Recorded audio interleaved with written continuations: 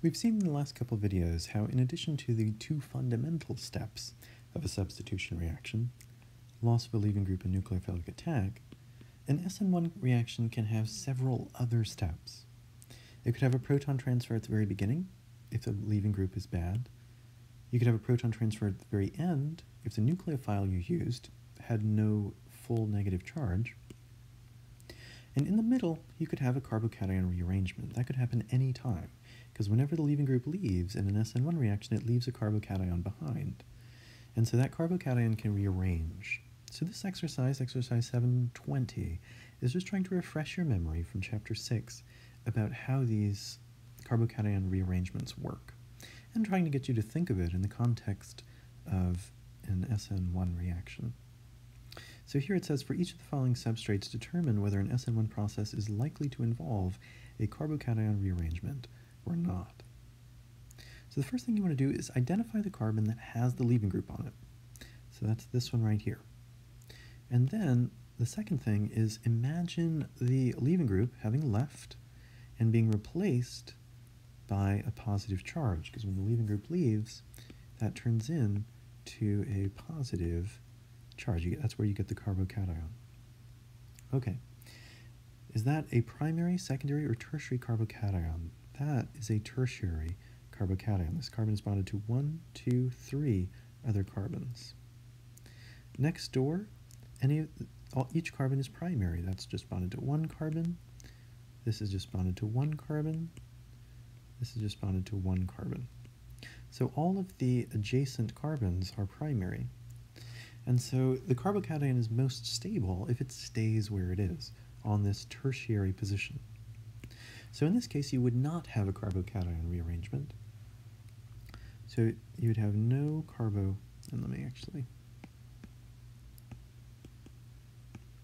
So in this case, you'd have no carbocation rearrangement, because the carbocation is already at the most stable position nearby.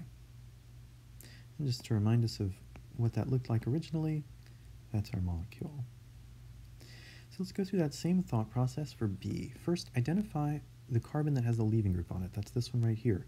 Now this is a bad leaving group. We'll have to do a proton transfer to get that off, but once we have that off, it will leave and the carbocation will form where that was. So right here. So that is a secondary carbocation. That carbon is bonded to 2 other carbons. So that's a secondary carbocation. If it were next door, it would also be secondary. If it were down, and going up, here it would be tertiary. Now, it would only be tertiary after one of these methyl groups shifted over, but after that it would be tertiary. And so in this case,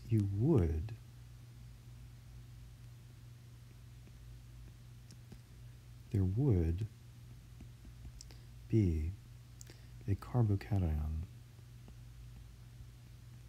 rearrangement.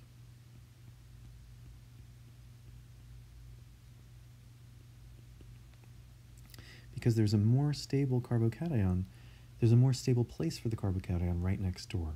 Remember, the more substituted a carbocation is, the more stable it is, because the more electrons it can borrow from the carbons nearby. Okay, and so you would get a carbocation rearrangement there, and just to remind us of what that looked like originally, it was this. If we go to C, first step, look at where the leaving group is that's on this carbon. The leaving group is a poor leaving group. We'd have to do a proton transfer, but once it leaves, we get the carbocation where it was. And this is a secondary carbocation. This carbon is bonded to 2 other carbons, so it's secondary. Below it, this carbon is secondary, so it's no more stable than the place where the carbocation is. There's no reason for that to rearrange there. But above, this carbon is 1, 2, 3, that's tertiary. And so that would be a more stable position for the carbocation. So you end up having the smallest group there, the hydrogen, pick its electrons up, move over, and the carbocation would rearrange. The positive charge would be on that carbon there. So in this case, yes, there would be a carbocation rearrangement. And just to remind you of what that looked like originally, looked like that. Okay, if we go on to D, first step, look at the carbon that has the leaving group on it. That's that one. This OH is a bad leaving group. It wouldn't be stable by itself, but we can do a proton transfer, turn that into water, and then it would be a better leaving group. And once it's a better leaving group, it would leave, and where it left will be missing the electrons in that bond, and it'll have a positive charge. So you'll have your carbocation form where your leaving group was. Now this is a secondary carbocation because this carbon is bonded to 2 other carbons. Above, the carbon is also secondary. It's bonded to 2 other carbons. Below, it's secondary. It's bonded to 2 other carbons. So there's no reason for this carbocation to rearrange. There's no more stable position immediately adjacent. And so because of that, there would be no carbocation rearrangement there. So whenever you're presented with these molecules, the procedure that we're walking through now is replace the leaving group with a positive charge, see what type of carbocation that is, primary, secondary, or tertiary, and look at each of the carbons next door and see if they are more substituted. If the carbocation would be more stable at one of the atoms next door, then you'll get your carbocation rearrangement. And if not, then you won't. So here for E, we have our leaving group is this bromine. It's an awesome leaving group. When that leaves, it will leave a positive charge behind. It takes the electrons with it, so that carbon is now missing some electrons and has a positive charge. So that carbon is tertiary, that carbocation. That carbon is bonded to 1, 2, 3 other carbons. So that's a tertiary carbocation. Below it, that's a primary carbon. It's only bonded to 1 other carbon. To the right, secondary, and to the left, secondary. Both of these are bonded to 1, 2 other carbons. 1, 2 other carbons. So the place where the carbocation is already the most stable carbon nearby. That's the tertiary carbocation. It's the most stable one, and so you wouldn't expect to get a carbocation rearrangement in this molecule.